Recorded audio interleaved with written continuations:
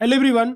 I hope आप लोग अच्छे होंगे और आप लोगों की प्रिपरेशन एकदम जोरों शोरों से चल रही होगी क्योंकि गेट का एग्जाम अब पास आ गया। ओनली 5 मंथ रिमेनिंग है। तो जो लोग गेट की सीरियसली तैयारी कर रहे हैं उनके लिए एक एक मिनट कीमती होगा, क्योंकि अगर आप एक मिनट भी अगर वेस्ट करते हैं तो आप लैग करते चले जाएंगे। इस बात का ध्यान रखेंगे। आप लोगों को पता है कि सीटें कम होती जा रही हैं दिन पे दिन पीएसयूज की, तो कंपटीशन बढ़ता जाएगा। सिंपल सी बात है। तो अगर आप एक मिनट भी वेस्ट करेंगे तो आपका प्रिपरेशन लैग करेगा। तो ध्यान रहे, एक एक मिनट आपके लिए कीमती है। एक मिनट भी आपको वेस्ट नहीं करना है। तो यूट्यूब में आप लोगों को पता है मैंने जनरल एप्टीट्यूड के बहुत सारे लेक्चर फ्री में डाले हुए हैं, और मैंने ही यूट्यूब में सबसे पहले एक सिमेट्रिक वे में जनरल एप्टीट्यूड का कोर्स लाया था, वो भी फ्री, आज से 3 साल पहले। और उस पर इतना व्यू आया है और आज भी लोग देख रहे हैं। तो बहुत सारे बच्चों का कमेंट आता है कि सर कुछ कुछ क्वेश्चन भी आप लोग प्रैक्टिस करवाते रहिए टाइम टू टाइम। तो ये एक क्वेश्चन मिल गया, मुझे बहुत अच्छा लगा, तो मैं सोचा क्यों ना आप लोगों से डिस्कस किया जाए। अगर आप लोग गेट की प्रीवियस ईयर के क्वेश्चन सॉल्व कर रहे होंगे तो आप लोग देखे होंगे कि ज्योमेट्री और मेंसुरेशन के जो क्वेश्चन है हर साल गेट में आजकल पिछले 3-4 साल से पूछे जा रहे हैं। वैसे तो पहले भी पूछे जाते थे लेकिन कम आते थे। लेकिन अगर 4-5 साल का अगर आप पैटर्न देखेंगे पिछले 4-5 साल का, तो ज्योमेट्री और मेंसुरेशन को अगर मिला दिया जाए, तो सारे ब्रांच के क्वेश्चन मिला दिया जाए तो जरूर 2-3 क्वेश्चन दिख जाएंगे। मतलब हो सकता है कि आपके सेट में इस टाइप के क्वेश्चन पूछे जाए। ये बहुत ही इंपॉर्टेंट टॉपिक है ज्योमेट्री और मेंसुरेशन। अगर आप गेट की तैयारी कर रहे हैं तो इसको स्किप नहीं कर सकते हैं। तो स्क्रीन पे एक क्वेश्चन दिया हुआ है, पहले वीडियो को आप रोक दीजिए यहीं पे, और उसके बाद पहले खुद से ट्राई कीजिए। जो अभी आपको कॉन्सेप्ट पता है, जो भी आपको इसके बारे में नॉलेज पता है, पहले खुद से एक बार कोशिश करिए, देखिए आपसे बनता है कि नहीं बनता है। फिर मैं आपको डिस्कस करूंगा आपके साथ कि ऐसे क्वेश्चन अगर अचानक से हमारे सामने आ जाए तो कैसे हमको अप्रोच करना चाहिए। देखो, आंसर स्टेप निकालना मैं आपको बस सिखा दूंगा तो कोई मतलब नहीं है। आपको आना चाहिए कि क्वेश्चन को कैसे अप्रोच किया जाए। अचानक जब स्क्रीन पे क्वेश्चन गेट के एग्जाम में मिले तो उसको क्या अप्रोच होना चाहिए। तो सबसे पहले वीडियो को यहीं पे रोक दीजिए, खुद से ट्राई कीजिए। उसके बाद मैं आप सब लोगों से डिस्कस करता हूं इस क्वेश्चन को कैसे सॉल्व कर। तो मैं ऐसा आशा करता हूं कि आप लोगों में से बहुत सारे लोग इस क्वेश्चन को खुद से ट्राई किए होंगे। जो लोग सीरियस होंगे एटलीस्ट वो तो ट्राई किए होंगे। तो कुछ लोगों से बना होगा, कुछ लोगों से नहीं बना होगा। तो चलिए डिस्कस करते हैं कि एक एक स्टेप की क्या क्या हमको ऐसे क्वेश्चन आने के बाद सोचना चाहिए। जैसे स्क्रीन पे ऐसा क्वेश्चन आपके सामने गेट में आता है तो आपके दिमाग में क्या क्या आना चाहिए। तो यहाँ पे आपको पूछा गया एरिया ऑफ ट्रायंगल। तो एरिया ऑफ ट्रायंगल के सर बहुत सारे फार्मूले होते हैं। साइड पता हो, एंगल पता हो, तो बहुत सारे फार्मूले होते हैं। यहाँ पे हमारे पास जो गिवन इंफॉर्मेशन है उसमें क्या है कि एक ट्रायंगल दिया हो जिसकी एक साइड 18 दिया हुआ है, सेकेंड साइड 30 दिया हुआ है, और इनके अपोजिट फेसेस के जो एंगल है उनका रेशियो दिया हुआ है। यहाँ पे एक्स की वैल्यू हमको पता नहीं, मतलब रेशियो पता है। अगर ये 10 होगा तो ये 20 होगा, ये अगर 20 होगा तो ये 40 होगा। तो जब भी एरिया का क्वेश्चन है तो सबसे पहले आपके दिमाग में आना चाहिए कि क्या ये ट्रायंगल ट्रायंगल आप लोगों का राइट एंगल ट्रायंगल बन रहा है क्या? क्या ये राइट एंगल ट्रायंगल बन रहा है क्या? तो आप लोगों में से कितने लोग हैं जो चेक कर सकते हैं कि राइट एंगल ट्रायंगल बन रहा है कि नहीं बन रहा है? आपको पता है कि दो स्टैंडर्ड राइट एंगल ट्रायंगल होता है। एक होता है जिसका एक एंगल 45 डिग्री होता है, दूसरा 45 होता है, और तीसरा 90 डिग्री होता है। और दूसरा जो स्टैंडर्ड फॉर्म होता है मैं आपको बता चुका हूँ, 30 डिग्री, 60 डिग्री और 90 डिग्री। इन दोनों में से कोई ना कोई मैच कर जाता है मैक्सिमम केस में। तो यहाँ पे आप देख सकते हैं कि यहाँ पे ये एंगल इसके डबल है, इसका एंगल डबल है। तो हो सकता है कि ये 45 हो, ये 90 बन जाए, ये 45 बन जाए। ऐसा हो सकता है। तो क्या ये पॉसिबिलिटी पॉसिबल है? तो चेक कर सकते हैं हम लोग। अगर हम लोग को पता है कि अगर 45 90 डिग्री का एंगल होता है अगर किसी भी राइट एंगल में, तो उनका जो साइड का रेशियो होता है 1:1:√2 होता है। 1:1:√2 होता है। उसी तरह अगर कोई राइट एंगल ट्रायंगल 30, 60 और 90 डिग्री के फॉर्म में है, तो यहाँ पे जो उसका जो रेशियो होता है वो होता है 1√3, और ये होता है बेटा आप लोग का 2। अगर इस रेशियो में साइड का रेशियो बन रहा है एंगल के सामने का, तो हम बोल सकते हैं कि राइट एंगल ट्रायंगल बन रहा होगा। यहाँ पे एक्स की वैल्यू कुछ भी हो सकती है, हमको नहीं पता। हम बस चेक कर रहे हैं कि क्या ये राइट एंगल ट्रायंगल बन रहा है। अगर ये राइट एंगल ट्रायंगल बन रहा है तो हमारे लिए क्वेश्चन आसान है, बस इसका आंसर तुरंत हम निकाल सकते हैं अगर ये राइट एंगल ट्रायंगल बन रहा होगा तो। ठीक है, तो पहले वाले से हमने चेक किया तो हमको समझ में आ गया कि राइट एंगल ट्रायंगल तो पहला वाला 45 90 तो नहीं बन रहा है भाई। 45 92 नहीं बन रहा है ना, नहीं बन रहा है। कैसे आप चेक करोगे? तो यहाँ पे अगर ये 45 डिग्री एंगल है, अगर मैं बोलूँ कि ये 45 डिग्री एंगल इसको मानते हो, तो ये वाला कितना होगा सर? 90 होगा। इसका मतलब ये हमारा 45 होना चाहिए। अब यहाँ पे देखो, तो यहाँ पे अगर हम साइड की अगर हम रेशियो चेक करें यहाँ पे, तो 45 के सामने का कितना एंगल है? साइड कितना है सर? 18 है। तो ये भी 18 होना चाहिए अगर ये ऐसा है तो ये 18 होना चाहिए। और 90 के सामने का क्या होना चाहिए सर? 90 के सामने का 30। तो क्या ये रेशियो 1/√2 का बन रहा है क्या? क्या ये रेशियो 1/√2 का बन रहा है सर? नहीं बन रहा है सर। अगर रेशियो निकालोगे तो क्या 1/√2 बनेगा क्या? नहीं बनेगा सर, नहीं बन पाएगा। तो इसका मतलब इस वाले एंगल में, मतलब ये वाला राइट एंगल ट्रायंगल नहीं बन पा रहा है, ये वाला एंगल नहीं गल बन रहा है। तो ये वाला है कि राइट एंगल ट्रायंगल नहीं बन। अब दूसरे वाले को चेक करेंगे 30, 60, 90। अगर हम ऐसा चेक करते 30, 60, 90 तो हम लोग को क्या करना पड़ेगा? तो सर इसको हमको ऐसे करना पड़ेगा कि इसको हमको मानना पड़ेगा 30 डिग्री, इसको 30 डिग्री। तो ये 30 होगा तो ये 60 होगा, इसका मतलब ये वाला हमारा 90 होगा। ऐसा पॉसिबिलिटी हो सकता है। कैसे चेक करेंगे? तो 30 के सामने क्या है? 18 है। तो अगर हम इसको इसका रेशियो मैच करें तो 13 के सामने 18 रखें, 60 के सामने कितना है? 30 है, तो हमने 30 चेक कर लिया। और 90 के सामने क्या है बेटा? तो 90 के सामने हमको नहीं पता है बेटा, मान लेते हैं कि x है। चलो मतलब x तो यहाँ पे दिया हुआ पैरामीटर, मान लेते हैं कि a है, तो यहाँ पे हो गया। इन दोनों का रेशियो 1/√3 आ रहा होगा, 1:√3 आ रहा होगा।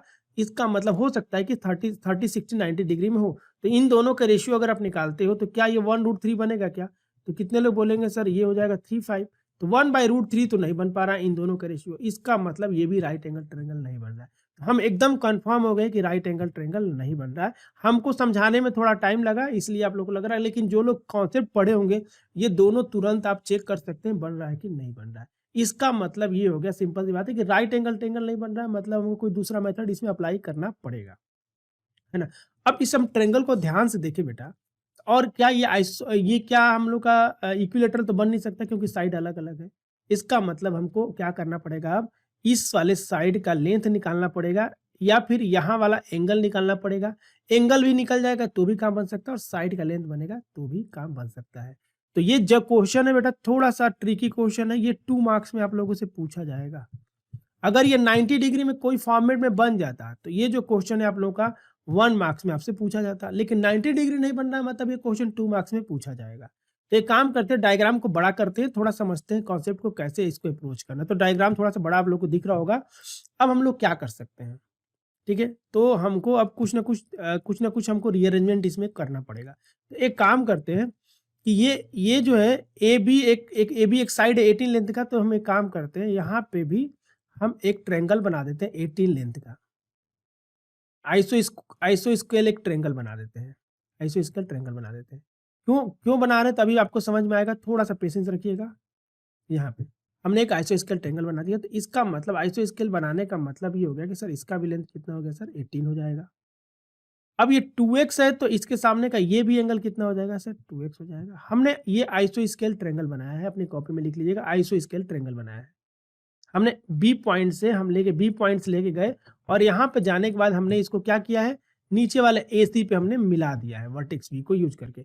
मान लेते हैं कि हमारा कोऑर्डिनेट डी हो गया, ठीक है? तो ए बी डी जो है आइसो स्केल ट्रायंगल बन गया कि नहीं बन गया आइसो स्केल ट्रायंगल? अब आप थोड़ा सा ध्यान दीजिए, तो ये वाला एंगल हमारा क्या है, एक्स है। और और यहाँ वाला एंगल बेटा ध्यान समझे, मैं बोलूँ यहाँ वाला एंगल हमको नहीं पता है क्या है, ये वाला एंगल नहीं पता है क्या है। तो कितने लोग बोलेंगे कि सर अगर हम इस डायग्राम को हम केवल इसको नोटिस करें, देखो यहाँ पे इसको केवल हम ऐसे नोटिस करें, ये को नोटिस करें, तो ये जो हमारा होगा एक्सटीरियर एंगल होगा कि नहीं होगा, तो इस एंगल और इस एंगल के सम के बराबर होगा। इसका मतलब क्या हो गया, इसका मतलब सिंपल सा है कि ये वाला एक्स रहा होगा, तभी इसका और इसका सम ये 2x आ रहा होगा। सीधी सी बात है सर। क्या ये बात सबको समझ में आ गया? हमने कौन सा कॉन्सेप्ट लगाया बेटा, एक्सटीरियर एंगल जो होता है इन दोनों एंगल के सम के बराबर होगा। तो ये एक्स एंगल हो गया, ये एक्स एंगल हो गया। ये बात सबको समझ में आ गया? अब इस एक्स एंगल के सामने का जो फेस है 18 है, तो इस एक्स एंगल के सामने का फेस क्या होगा सर 18 होगा। होगा कि नहीं होगा, आप मुझे बताओ, होगा कि नहीं होगा? यस सर होगा। यानी कि हमको पता चल गया कि सर ये लेंथ 18 हो गया, ये 18 हो गया। अब यहाँ पे भी देखें तो ये एक आइसो स्केल ट्रायंगल बन रहा है, ये भी एक आइसो स्केल ट्रायंगल बन रहा है। दोनों के दोनों आइसो स्केल ट्रायंगल बन रहा है। क्योंकि हमको एरिया निकालना है एबीसी का, तो और हम क्या इसमें सोच सकते हैं? तो एक काम करते हैं, अब बेस तो हमको इतना पता चल गया, बाकी हमको एडी कैलकुलेट करना है, एडी कैलकुलेट करना है। तो इस वर्टेक्स से एक परपेंडिकुलर डाल देते हैं। परपेंडिकुलर का भी फार्मूला आप लोगों को पता होगा, परपेंडिकुलर पता रहेगा तो एरिया निकाल सकते हैं। हमने यहाँ पे ऐसे एक परपेंडिकुलर डाल दिया, हमने यहाँ पे एक परपेंडिकुलर डाल दिया। परपेंडिकुलर डालने का फायदा क्या होगा, देखो ध्यान से सुनना मेरी बात को। परपेंडिकुलर डालने का फायदा क्या होगा, अगर हम यहाँ पे परपेंडिकुलर डालते हैं ऐसे, ठीक है, अब परपेंडिकुलर डालेंगे तो परपेंडिकुलर डालने का मतलब क्या हो गया बेटा, एल्टीट्यूड आपने पॉइंट बी से आपने ड्रॉ किया एल्टीट्यूड, तो एल्टीट्यूड जब ड्रा करेंगे तो ये जो दोनों लेंथ होगा इक्वल आएगा, क्योंकि ये आइसोस्केल ट्रायंगल है। यानी कि अगर ये लेंथ ए होगा, मान लो ये लेंथ ए है, तो ये भी लेंथ क्या होगा भाई, ए ही होगा, ये भी सर लेंथ क्या होगा सर, ए होगा, अगर वो ए होगा तो। अब हमको क्या करना है, और इसकी हाइट को मान लेते हैं एच। अगर हम ए पता कर ले, एच पता कर ले, बाकी सब इंफॉर्मेशन, तो हमारा काम बन सकता है, बन सकता है कि नहीं बन सकता है।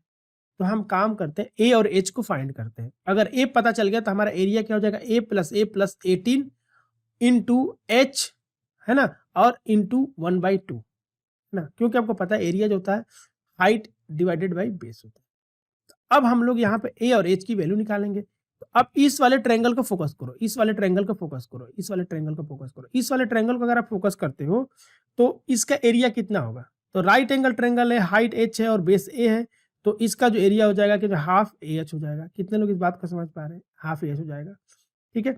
और अगर हमें पूरे का एरिया निकालना चाहूँ क्या हो जाएगा, तो ए प्लस 18 इंटू एच और इंटू 1/2 हो जाएगा।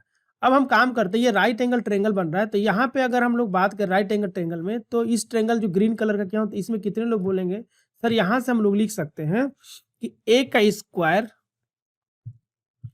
राइट एंगल ट्रायंगल है तो एक बेस का स्क्वायर इंटू हाइट का स्क्वायर इक्वल टू हाइपोटेनस का स्क्वायर। ये बात सबको समझ में आ गई, इक्वेशन नंबर 1 इस ग्रीन वाले ट्रायंगल से हमने कर लिया। अब हम राइट एंगल ट्रायंगल हमको निकालना, ए की वैल्यू निकालना, तब एक काम करते हैं, इसको अब देखते हैं, इसको अगर हम वो ऑब्जर्व करते हैं, ये भी राइट एंगल ट्रायंगल बनेगा, तो इसमें भी ये प्रॉपर्टी लगा सकते हैं हम लोग। तो यहाँ पे बेस कितना है सर इसका, ए प्लस एच का होल स्क्वायर, सॉरी ए प्लस 18 का होल स्क्वायर, यहाँ पे हम ए प्लस 18 का होल स्क्वायर कर देंगे, ये बेस यहाँ से यहाँ तक, और ये क्या हो जाएगा, हाइट इसका कितना है सर, एच है, ये एच स्क्वायर, और इक्वल टू कितना हो जाएगा, 30 का स्क्वायर। अब हमारे पास दो इक्वेशन है, इन दोनों को सॉल्व करके ए एच की वैल्यू इजीली फाइंड किया जा सकता है। अब क्या करेंगे, हम लोग इक्वेशन 2 में से इक्वेशन 1 को घटा देंगे, इक्वेशन 2 में से इक्वेशन 1 को घटा देंगे। जब इक्वेशन 2 में से इक्वेशन 1 को घटाएंगे तो कितने लोग बोलेंगे सर, यहाँ पे क्या आ जाएगा, ए प्लस 18 का होल स्क्वायर माइनस ए स्क्वायर, ए प्लस 18 का होल स्क्वायर माइनस ए स्क्वायर, एच एच कैंसिल हो जाएगा, और यहाँ पे क्या हो जाएगा, 30 स्क्वायर माइनस 18 स्क्वायर। क्या ये बात सबको समझ में आया? हम लोगों ने इक्वेशन 2 में से इक्वेशन 1 को सब्ट्रैक्ट कर दिया है, तो यहाँ पे मैं लिख भी दे रहा हूँ, इक्वेशन 2 में से 1 को हमने सब्ट्रैक्ट कर दिया है। बिल्कुल घबराना नहीं है, एक एक स्टेप सिखा रहा हूँ। इस टाइप का क्वेश्चन आएगा तो भले मुझे समझाने में टाइम लग रहा है, लेकिन एग्जाम में आप फास्ट करेंगे, है ना। अब इसको मेन टास्क हो जाता है, इसको सॉल्व कैसे किया जाए, इसको सॉल्व कैसे किया जाए, तो आपको तुरंत दिमाग में आना चाहिए इसको शॉर्टकट में सॉल्व करने के लिए कि ए स्क्वायर माइनस बी स्क्वायर का जो फॉर्मूला है, ए माइनस बी होगा और ए प्लस बी होगा। जो बच्चा मेरे से नहीं पढ़ा होगा, इन दोनों का इसका होल स्क्वायर करेगा, घटाएगा, फिर इसका होल स्क्वायर लिखेगा, इसका होल स्क्वायर लिखेगा, ठीक है। वैसे इसका होल स्क्वायर लिखना, 18 का होल स्क्वायर आपको याद होगा, 30 का भी होल स्क्वायर आपको निकाल ही लेंगे, 900, तो घटा सकते हैं आप लोग इजीली कैलकुलेशन। लेकिन नंबर टेढ़ा मेढ़ा रहेगा तो आपको दिक्कत होगा, मान लो यहाँ पे 32 होता तो दिक्कत होता। तो यहाँ पे शॉर्टकट कैलकुलेशन भी सीखेंगे। तो यहाँ पे ए स्क्वायर माइनस बी स्क्वायर, तो कितने लोग बोलेंगे सर हमको इसको लिख सकते हैं ए प्लस बी, और लिख सकते हैं ए माइनस बी, हमने लिख लिया। उसी तरह इधर भी ए स्क्वायर माइनस बी स्क्वायर, तो यहाँ भी लिख लेंगे 30 plus 18 into 13 plus 18 into 30 minus 18। लिख सकते हैं कि नहीं लिख सकते हैं, बिल्कुल सर ऐसे लिख सकते हैं, है ना। तो यहाँ पे कितना आ जाएगा, इसको अगर हम सॉल्व, ए कैंसिल हो जाएगा, तो यहाँ हो जाएगा 2a प्लस 18 और 18 का मल्टीप्लाई। देखो कितना कैलकुलेशन आसान हो गया ना, हमने इस वाले फार्मूले को यहाँ पे यूज कर लिया। और ये कितना हो जाएगा सर 48, और ये कितना हो जाएगा, ये हो जाएगा आपका 18, 18 ये हो जाएगा आप लोग का 12। देखो कितना कैलकुलेशन आसान हो गया कि नहीं हो गया। अब इसको हम लोग सॉल्व करेंगे तो यहाँ से 2 कॉमन भी निकल जाएगा, तो यहाँ से बचेगा a प्लस 9, और 2 कॉमन इधर होगा तो ये 6 हो जाएगा, और ये हो जाएगा 48 12 डिवाइडेड बाई 18 इंटू 2। इसको आपको सॉल्व करना पड़ेगा, इसको आपको सॉल्व करना पड़ेगा। अब इसको सॉल्व करोगे तो यहाँ से a प्लस 9 कितना आ जाएगा सर, a प्लस 9 कितना आ जाएगा, तो यहाँ से हमारा आ जाएगा a प्लस जो 9 की वैल्यू हो जाएगी, कितनी हो जाएगी, ये हो जाएगी 6, और ये 3 और ये 3 से कैंसिल करेंगे तो ये हो जाएगा आपका 16। अब यहाँ से हम ए कैलकुलेट कर सकते हैं, तो ए की जो वैल्यू आएगी सर 7 आ गई। जब ए आपको पता चल गया, इसका मतलब इस एबीसी ट्रायंगल का पूरा बेस पता चल जाएगा, ए प्लस 18 है। अब ए पता चल गया तो इन दोनों में से किसी भी इक्वेशन 1 को यूज करेंगे। ये इक्वेशन थर्ड दे देता हूं मैं, from 1 and 2, 1 and third, from 1 and third, 1 and third को यूज करेंगे तो यहाँ पे क्या लिख सकते हैं, ए की वैल्यू 7 रखना, तो ये कितना हो जाएगा 49 प्लस एच स्क्वायर, और यहाँ पे हो जाएगा 18 का होल स्क्वायर। तो यहाँ पे अगर हम सॉल्व करते हैं तो एच स्क्वायर कितना आ जाएगा बेटा, ये जो 18 का। अब यहाँ पे भी अब चाहो तो देखो, यहाँ पे अगर अगर आपको स्क्वायर याद है तो ठीक है, नहीं स्क्वायर याद है तो भी आप इसको बना सकते हो। कैसे, तो आपको पता है कि 18 माइनस 7 होगा और 18 प्लस 7 होगा।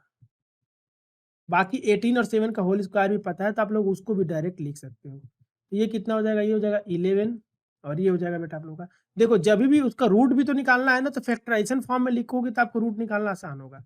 ये कितना हो जाएगा सर, 11 हो जाएगा, और यहाँ पे कितना हो जाएगा, इसको ये हो जाएगा 25। तो कितने लोग बोलेंगे सर, यहाँ से एच की जो वैल्यू आ जाएगी 5√11 आ जाएगी। तो ए पता चल गया, एच पता चल गया, एरिया निकाल सकते हैं आप लोग। एरिया क्या होता है भाई, एरिया का फार्मूला था half into base into height. ठीक, यही होता है ना, बेस इंटू हाइट। तो यहाँ पे मैं बेस लिखूंगा, तो बेस लिखते वक्त ध्यान रखना, बहुत सारे लोग गलती जल्दी जल्दी में एक 7 लिख लेते हैं बेस, जो कि गलत है। बेस क्या है, ए सी निकालना पड़ेगा ना, ए सी। तो यहाँ पे आपको निकालना पड़ेगा, देखो यहाँ पे लिख दे रहा हूं मैं, ए सी इंटू बीई। अब ए सी निकालोगे तो ए सी की वैल्यू कितनी हो जाएगी, 7 प्लस 7 प्लस 18, और बी की वैल्यू कितनी हो जाएगी भाई, तो एच की वैल्यू कितनी है, 5√11। अब इसको आप सॉल्व करोगे तो एरिया आपका कैलकुलेट होकर निकलेगा। तो यहाँ से होगा तो 14, और 14 और ये हो जाएगा बेटा आप लोग का 32। तो 32 इंटू 5√11/2, ये हो जाएगा कितना आप लोग का 16 इंटू 5√11। ये कितना हो जाएगा, ये आप लोग का हो जाएगा। इसको अगर मल्टीप्लाई करोगे तो कितना आ जाएगा बेटा आप लोग का, तो ये कैलकुलेट हो जाएगा 80√11, और ये क्या आ जाएगा, स्क्वायर यूनिट, क्योंकि एरिया है। जब भी इस टाइप का क्वेश्चन आएगा, देखो जब भी एरिया निकालने का था आपको राइट एंगल चेक करना है। अगर ये राइट एंगल बन जाता तो इतना आपको कैलकुलेशन करने का जरूरत नहीं पड़ता, इजीली आप इसका आंसर निकाल लेते। लेकिन यहाँ पर राइट एंगल नहीं बनाया, मतलब आपको कैलकुलेशन करना पड़ेगा। ठीक है, तो आई होप आप लोगों को ये सॉल्यूशन और ये क्वेश्चन आप लोगों को पसंद आया होगा। अगर आप लोगों को पसंद आया तो वीडियो को लाइक करना है, और कमेंट करके बताना है कि क्या इस टाइप के क्वेश्चन और डिस्कस किया जाए। अगर आप लोग को मर्जी होगी, आप लोग चाहते हैं कि नहीं सर ऐसा क्वेश्चन और डिस्कस करें, तो मैं डेफिनेटली ऐसे क्वेश्चन बीच बीच में कभी कभी लाता रहूँगा। तो कमेंट करके ज़रूर फीडबैक देना है। अगर चैनल पर नए हैं तो चैनल को सब्सक्राइब कर लीजिए, बेल आइकन को प्रेस कर लीजिए, ताकि जब भी ऐसा वीडियो अपलोड हो तो आप तक नोटिफिकेशन सबसे पहले आए।